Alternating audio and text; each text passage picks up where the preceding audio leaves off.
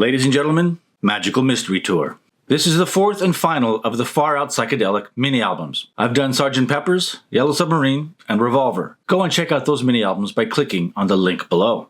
Magical Mystery Tour is possibly the most psychedelic of the mini-albums.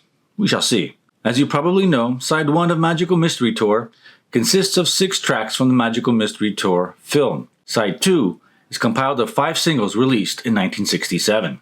There are 2 songs on Magical Mystery Tour that are not eligible for consideration, as both songs were singles for the Sgt Pepper album and appear on the Sgt Pepper Mini-Album. Those songs, of course, are Penny Lane and Strawberry Fields Forever.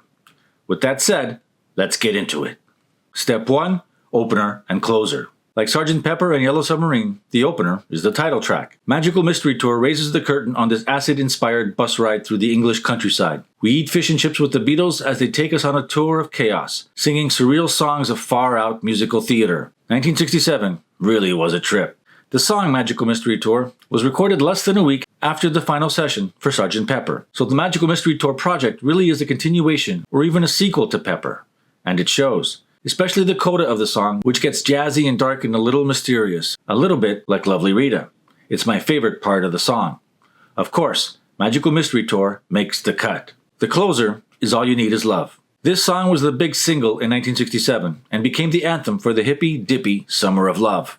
All You Need Is Love is famous for several reasons, but mostly because the song was chosen to represent Great Britain during the first ever global satellite broadcast of a live television show called Our World. Over 400 million people in 25 countries tuned in to watch the Beatles debut their new British single, which of course starts off with the French national anthem.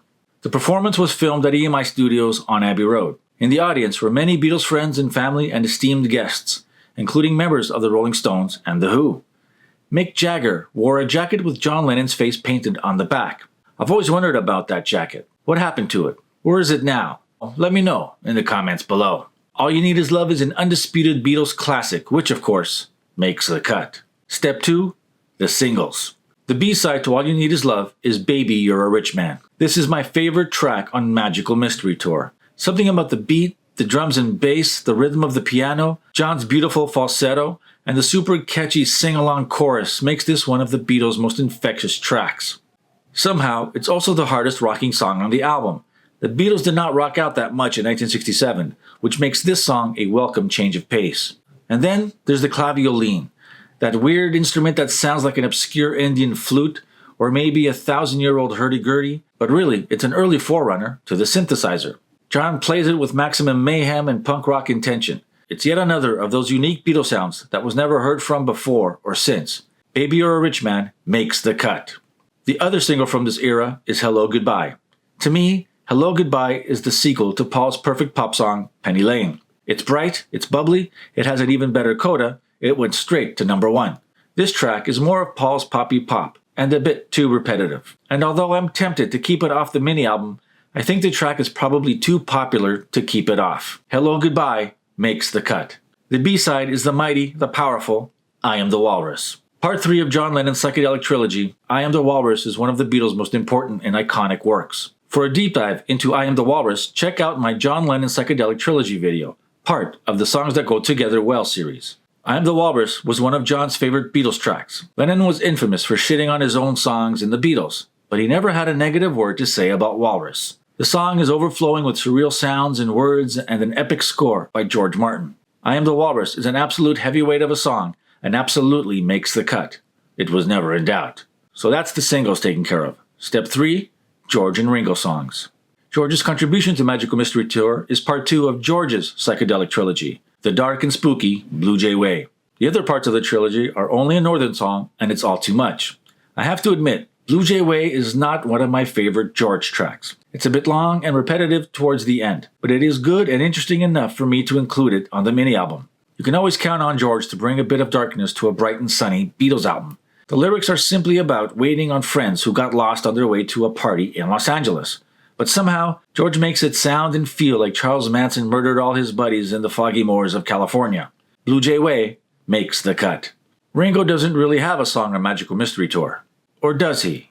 Let's save that for later. Meanwhile, let's talk about Paul McCartney's other 2 Magical Mystery Tour tracks on side 1, The Fool on the Hill and Your Mother Should Know. The Fool on the Hill is a good tune, best known for the Pied Piper flutes. The flutes are then referenced a year later in Glass Onion from the White Album. But Fool on the Hill has never been one of my favorites, mostly because Paul has now entered his overly repetitive phase of songwriting. Paul repeats himself often on these Magical Mystery Tour tracks. He also seems to fall in love with his own voice, as he keeps vocalizing during the musical breaks. He can't seem to shut up when the focus of the song should be on the instruments and not him. The Fool on the Hill does not make the cut. Next, Your Mother Should Know. The only music hall number on the album is also the big finale of the Mystery Tour movie. In the film, all four Beatles are dressed in white tuxedos, dancing terribly in unison and looking like they are in desperate need of a proper film director. But the song is an earworm, and I appreciate the sentiment of the lyrics. Let's all get up and dance to a song that was a hit before your mother was born. What Paul is saying here is that old school is the best school. He's telling the kids of 1967 that the music their parents listened to was cool, if not cooler. So respect your elders. A message that resonates more today than ever before. Your Mother Should Know is great, but it does not make the cut, because the last spot on the mini-album is awarded to Flying. The mostly instrumental track, Flying, which is one of the Beatles' most obscure, dismissed, and underrated songs, is also one of their most unique, and the only Beatles song credited to all four Beatles. Flying was written by Lennon, McCartney, Harrison, and Starkey, which is why Flying is taking the spot of the Ringo song.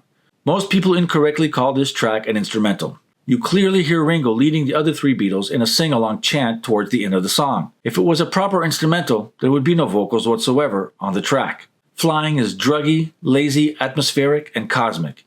It's a great Magical Mystery Tour movie track, and it makes the cut. And that, Beatlenauts, is the Magnificent Seven for Magical Mystery Tour. Let us sequence the mini-album. Track 1, of course, is the title track, Magical Mystery Tour, followed by another perfect pop song and number one hit, Hello Goodbye. Then the magic mushrooms kick in, with track 3, Blue Jay Way, Flying, and track 5, I Am the Walrus. And we finish with two of the best singles from the era, Baby You're a Rich Man, and track 7, All You Need Is Love. Track 1, Magical Mystery Tour. Track 2, Hello Goodbye. Track 3, Blue Jay Way. Track 4, Flying. Track 5, I Am the Walrus. Track 6, Baby You're a Rich Man. Track 7, All You Need Is Love. Can you dig it? So, what does this mini-album tell us? To me, it sounds like Sgt Pepper Part 2. The songs seem a bit more chaotic and less focused. Yet, it still makes for a brilliant ride through 1967 psychedelia. We get another musical theater show opener, another Paul McCartney perfect pop song. Then we get 5 tracks of pure Beatles psychedelia, a spooky George Harrison number, followed by a cool, drugged-out film score track, and 3 massive John Lennon Summer of Love hit singles. So what do you think, Beatlenauts? Have I created a better Magical Mystery Tour than Magical Mystery Tour? I say yes. These 7 magnificent songs are a better listen than the 11 hit-and-miss tracks of the original album. Do you agree? Let me know in the comments below. In the next episode of Beatleverse Mini-Albums, it's the toughest mini-album yet.